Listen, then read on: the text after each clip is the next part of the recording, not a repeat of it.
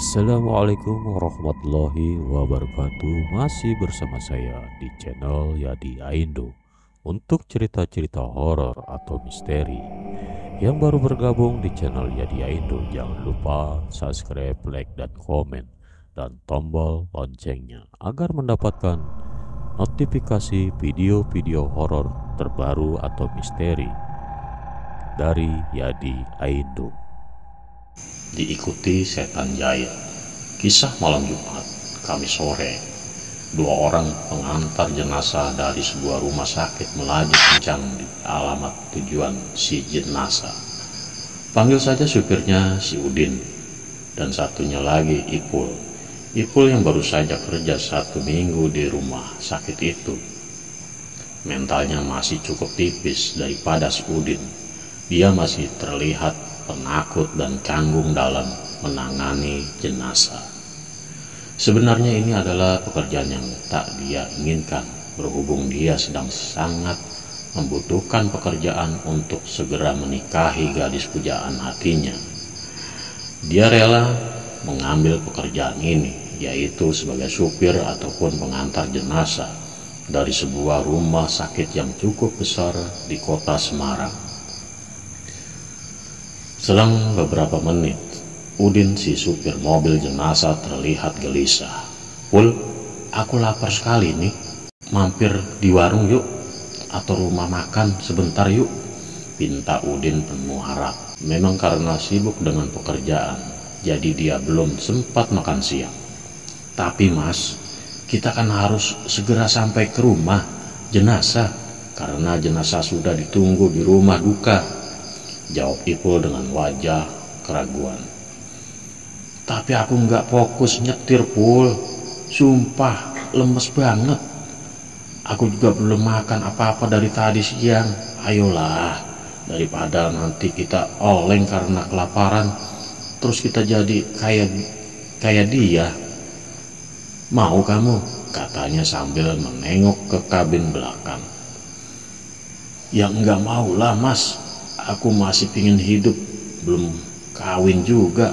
"Ya sudah, ayo turun daripada kamu ngedumel terus," jawab Ipul mengiyakan ajakan si Udin. Selang beberapa menit, mereka berhenti di depan sebuah rumah makan.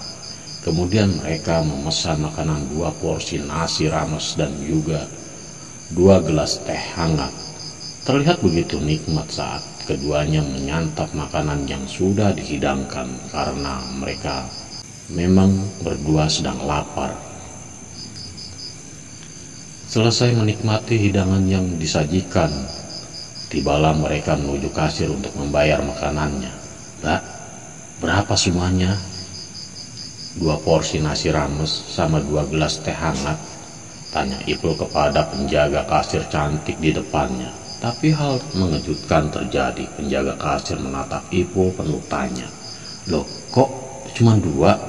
Kan tadi pesennya 3 porsi, mas.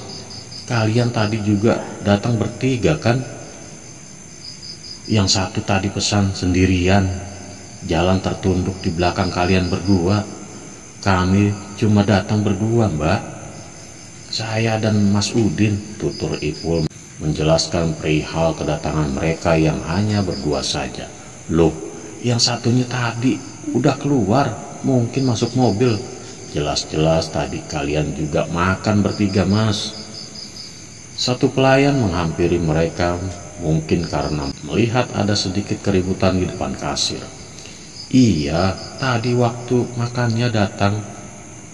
Dia bilang kalau hari ini adalah hari terakhir saya makan nasi rames. Terus saya tanya ke dia, 'Besok lagi kan bisa bang, kenapa ini yang terakhir?' Dia menjawab dengan nada datar, 'Tidak bisa, ini hari terakhir saya di dunia ini.' Apa dia agak tidak waras, mas?" tanya pelayan perempuan yang mengantarkan makanan tadi.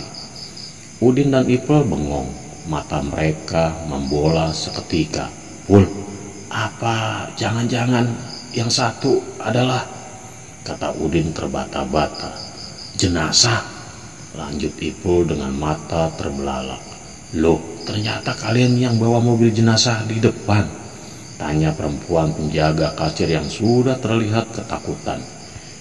Ipul pingsan di tempat, Udin kabur. Si kasir bingung siapa yang mau bayar. Tambah bingung ketika melihat mobil jenazah jalan sendiri, sedangkan supir beserta temannya pingsan dan kabur. "Woi, berhenti, berhenti!" Udin berusaha mengejar mobil jenazah yang jalan sendiri dengan pelan. Ini aneh, tapi tak diperdulikan oleh Udin. Dia berusaha tenang mengemudi mobil yang dianggap angker itu. Setelah agak jauh dia mengejar. Akhirnya mobil jenazah itu berhenti dengan sendirinya. Bulu kuduk Udin berdiri.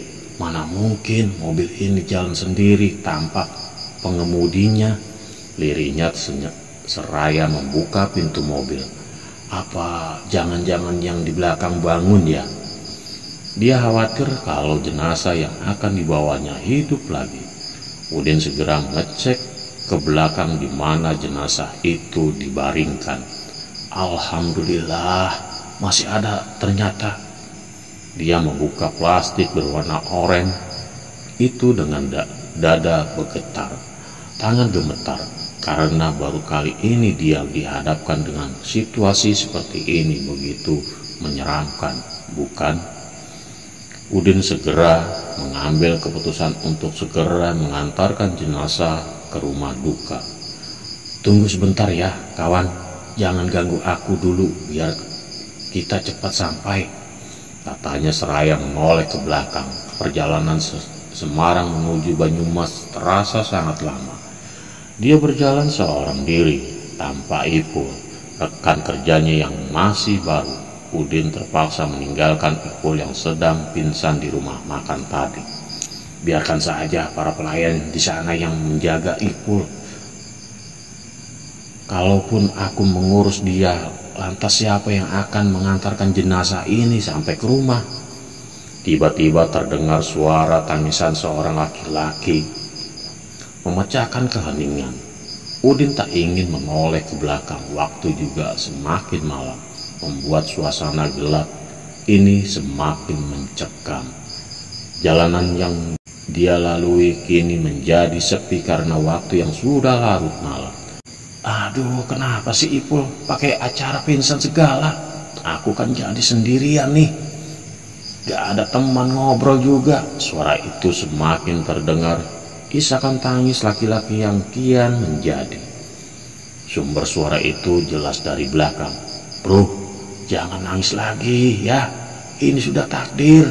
Jangan nongol dulu biar aku bisa fokus nyetir, nganterin kamu pulang," kata si Udin dengan terbata-bata, tanpa menoleh ke belakang apalagi ke spion, karena dia merasakan ada bayangan seseorang di kaca spion. "Ya ampun, itu siapa toh?" Udin sengaja menundukkan pandangan, tetapi ingin sekali matanya dia arahkan ke spion yang kini terlihat ada orang lain selain dia. Kemeja biru, celana hitam, wajah hancur berantakan dengan darah yang masih mengucur di matanya. Kini sosok itu duduk di samping Udin. "Alamak, siapa kamu? Please, jangan ganggu saya. Maafkan saya yang tadi lalai meninggalkan kamu sendiri di mobil. Please, kamu kembali ke belakang ya," pinta Udin seraya mengemudi. Sirine ambulan masih aktif, yang kemudian mendadak mati. Tak terdengar kembali suara sirine saat sosok itu muncul. Jalanan kini kian lenggang. Di tengah hutan itu hanya ada mobil Udin yang melaju.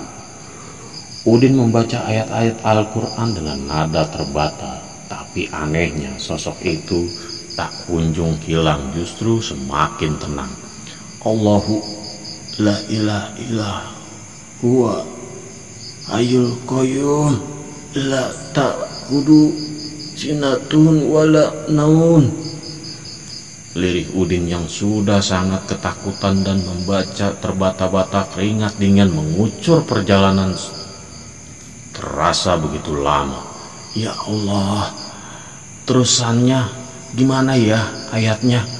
Mana dia tak kunjung hilang lagi, gumam Udin lirih. Dia terdiam mengingat ayat selanjutnya. Dengan badan bergetar, keringat dingin membasahi tubuh Udin mengulang-ulang ayat itu sampai 3 kali. Namun masih saja dia tidak mengingat kelanjutan ayatnya. Lahu ma fis samawati wa ma fil ard. Gitu aja lupa, gua aja yang sudah mati masih ingat, sambung sosok kemeja biru dengan suara yang lebih merdu. Ternyata dia hafal ayat itu sehingga membuat Udin terkejut. Wah, malah lo hafal lagi. Mana ada setan sambung ayat, ada-ada saja lo, demit yang satu ini. Udin menangis gemeteran, namun kemudi masih stabil ia kendalikan. Sesekali dia melirik ke samping kiri kemudi, di mana sosok itu masih duduk anteng tak gerak. Kali ini jalanan di hutan sudah habis. Udin melihat HP untuk cek GPS. Ternyata benar, ini sudah masuk perkampungan, sudah dekat dengan rumah duka. Alhamdulillah, drama sambung ayat sudah selesai. Kini ia sudah sedikit tenang. Sosok menyeramkan itu sudah tak berada di dekat Udin lagi. Entah dia pergi kemana, yang penting hilang. Udin melaju semakin kencang, semakin dekat juga. Rumah si kemeja biru bendera kuning sudah terlihat, pertanda sudah sampai rumahnya. Udin menghela napas lega, sangat lega. Sekarang saatnya dia membuka aplikasi hijau di ponselnya. Ternyata terlihat panggilan sampai 15 kali dari rekannya, Ipul, yang ia tinggalkan di rumah makan tadi. Usai kejadian di warung makan di pinggir jalan tadi, Ipul tersadar. Dia terlihat kebingungan. Mas Udin mana? Mana Mbak? Mas Udin, dia gagap.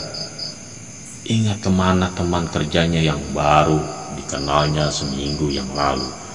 Mas tenang dulu, ini diminum dulu. Pelayan itu membawakan segelas air putih untuk Ipul yang baru sadar gara-gara insiden 3 porsi nasi rames tadi. Ini kenapa gelap seperti ini, Mbak? Kenapa? Apa saya sudah berada di dunia lain? Iya mas, udah, ini malaikat mautnya, jawab pelayan perempuan itu sambil menunjuk satu teman laki-lakinya yang berada di samping Ipul. Hai mas, enak gak nasi ramesnya? Kata laki-laki itu sambil tertawa. Kata laki-laki itu sambil tertawa terbahak-bahak. Ipul masih terlihat melongo. Baru sadar dari pingsan malah ditakut-takuti sama pelayan rumah makan. Kemudian satu pelayan mendekati Ipul seraya melepas kacamata hitam yang masih menempel di wajahnya. Sini lepas dulu kacamatanya mas, gimana nggak gelap? Coba. Lawong masih pakai kacamata hitam begini, tenang mas, rileks dulu, santai. Mobil jenazahnya sudah ada yang bawa. Mereka terbahak-bahak melihat wajah Ipul yang kebingungan. Siapa yang bawa? Teman saya bukan? Mungkin jenazahnya bangun lagi mas. Habisnya mau cepet-cepet sampai rumah malah ditinggal makan segala. Pakai acara pingsan lagi. Terpaksa dah tuh nyetir sendiri. Toh dia juga udah kenyang habis makan nasi rames mas. Ledek pelayan laki-laki yang masih menahan tawa.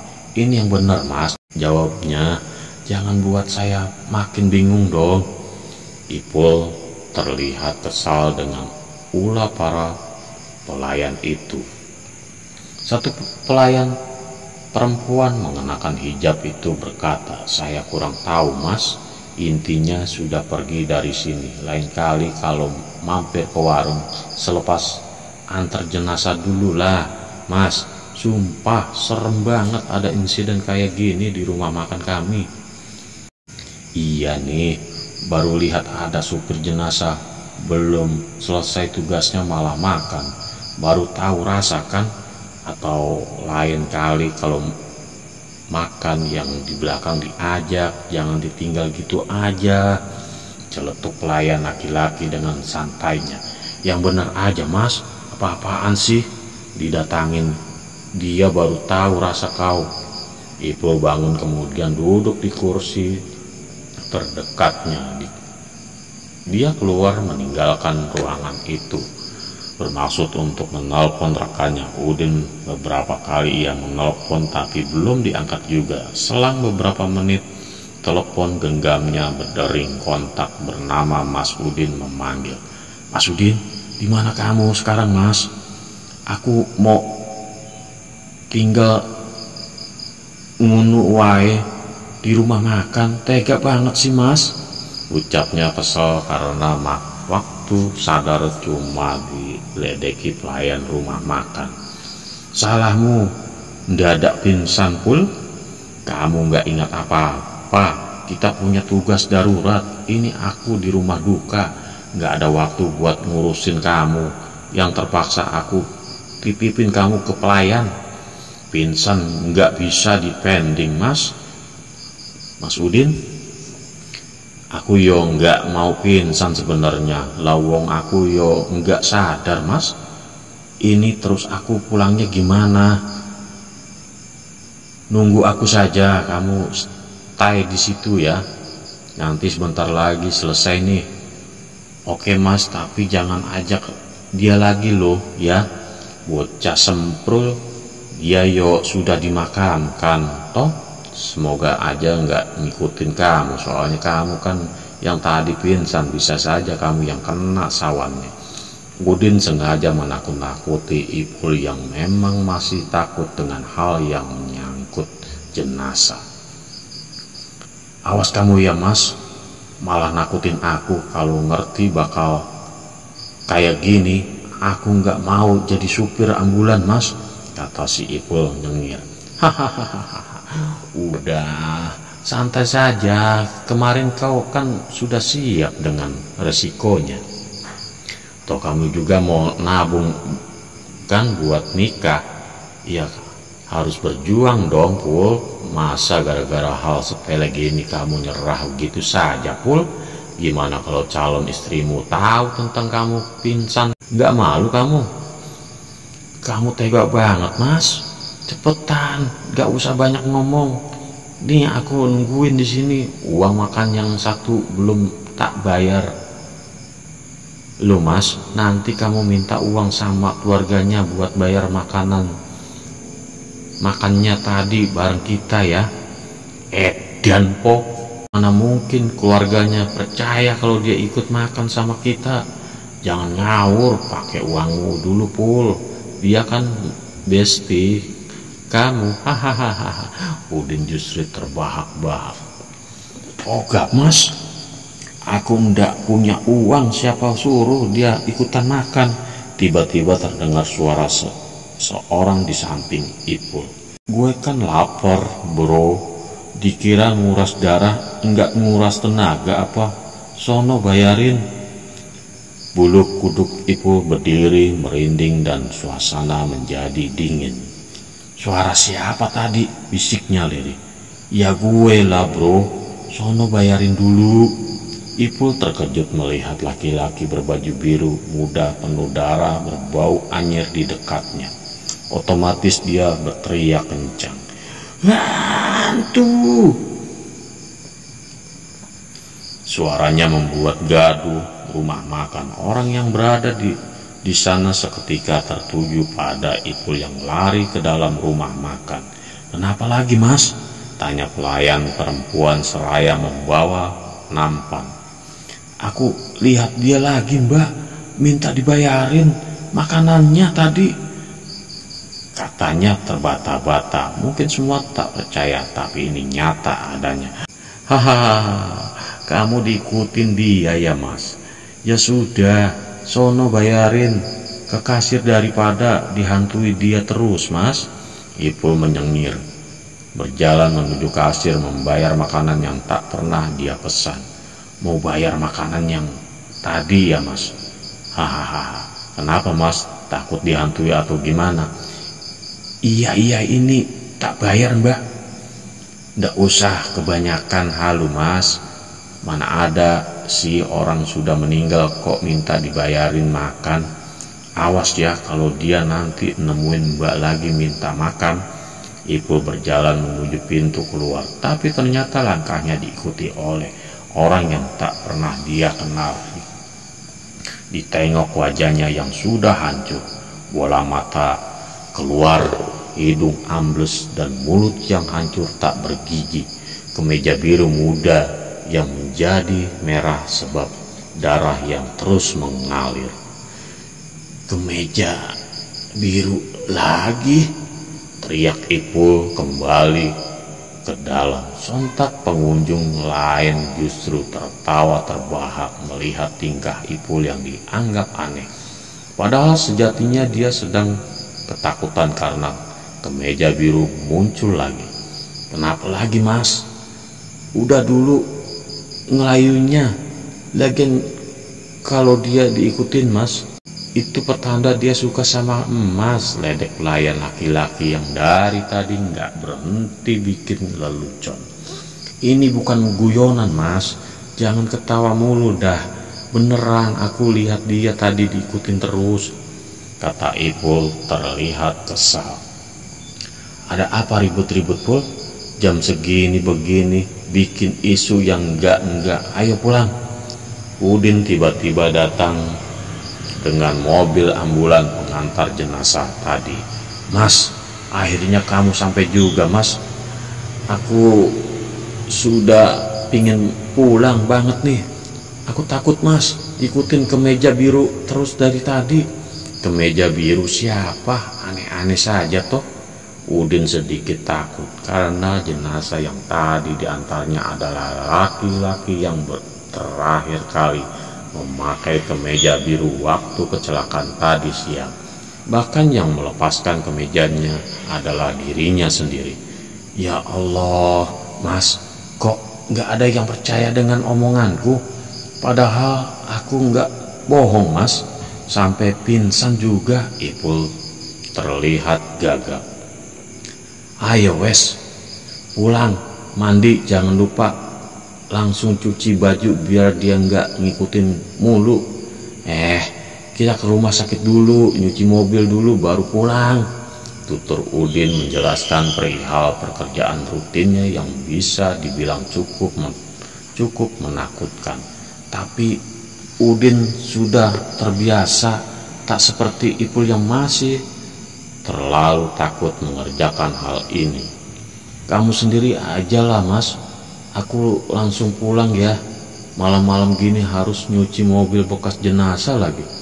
Dia terlihat ketakutan dengan baju Udin dipegangnya erat-erat seperti memegang balon yang tinggal 4. Loh, yo tak lapor ke awakmu sesok ben dipecat Pul.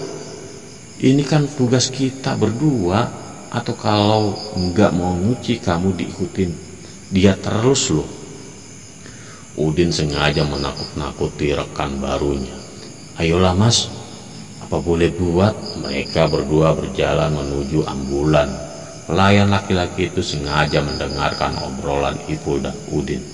Dia sedang bersih-bersih teras rumah makan yang akan segera ditutup itu. Hati-hati mas, ada yang ngikutin tuh di belakang. Lama-lama sampean tak lempar batu loh mas.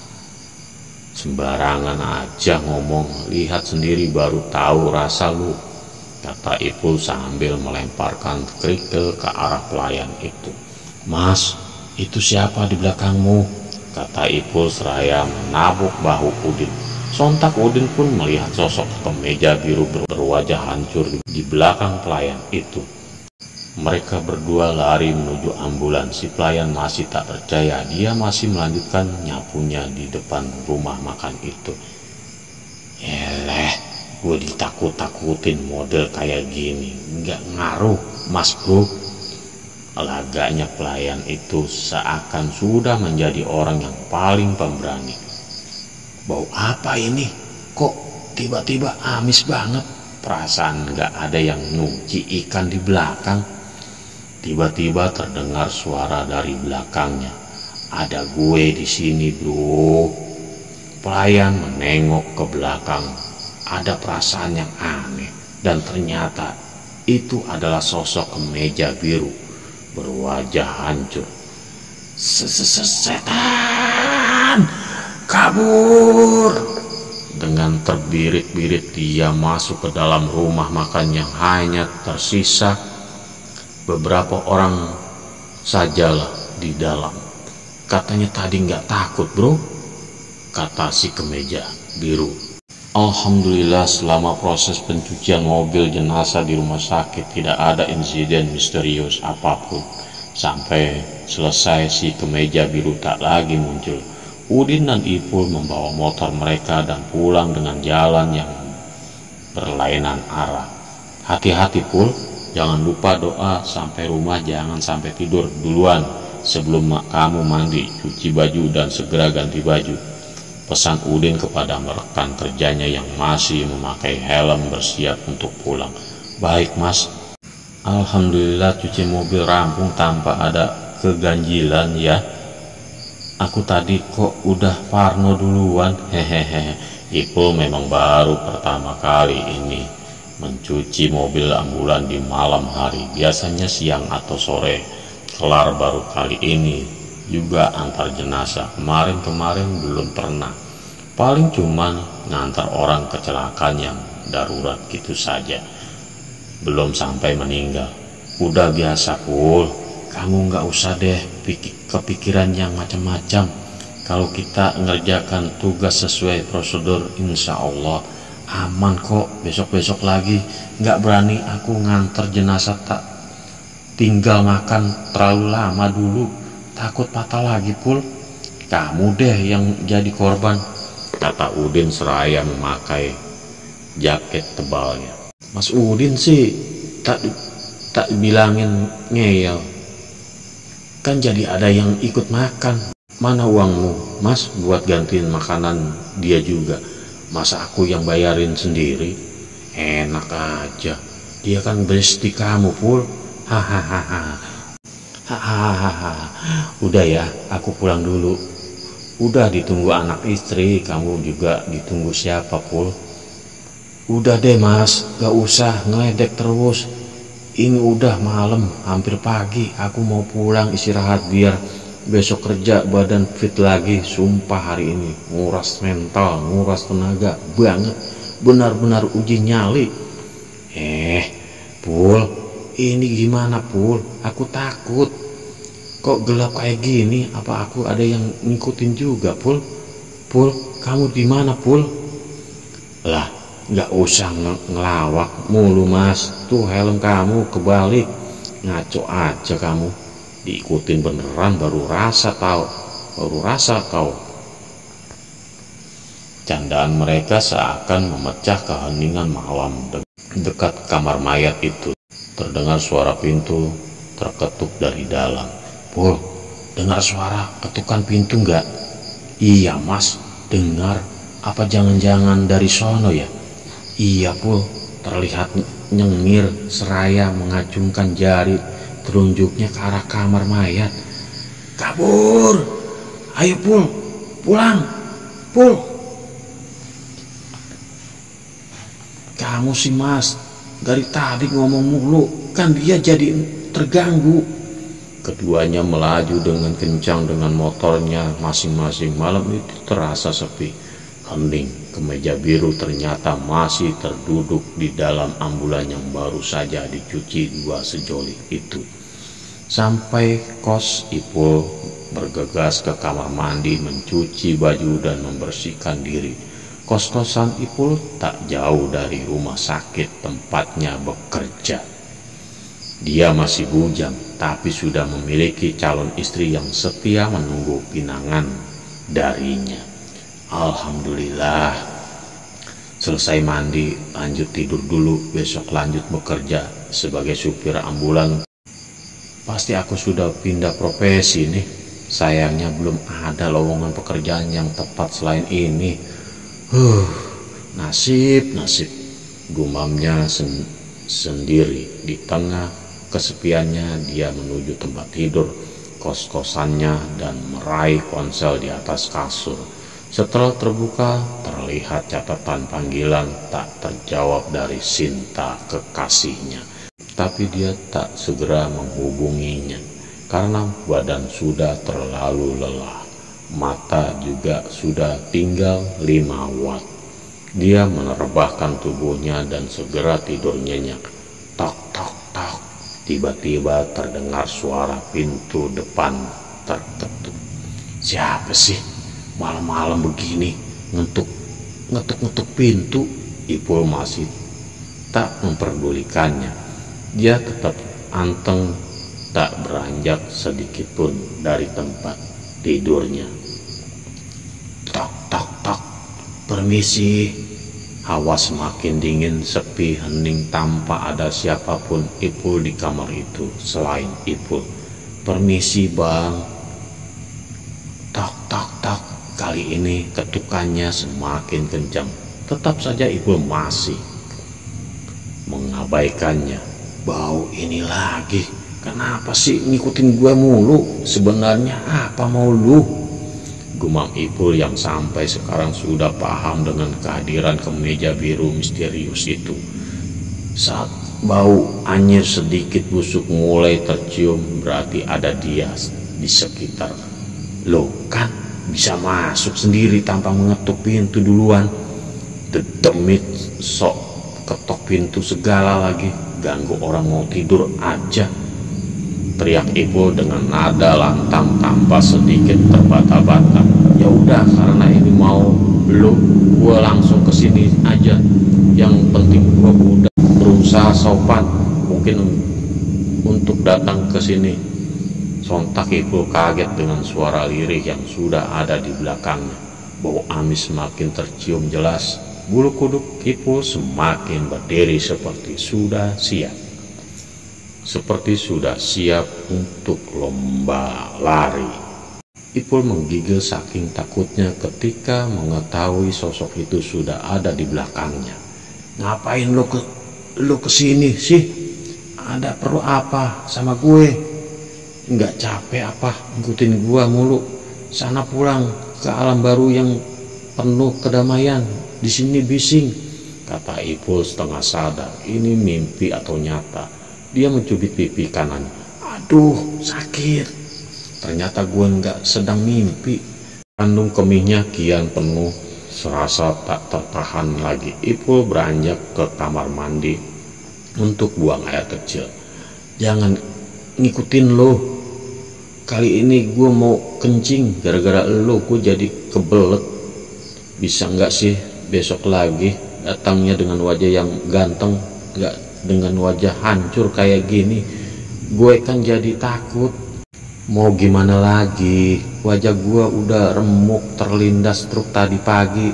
Lo kan tahu sendiri, jawab sosok kemeja biru yang tertunduk.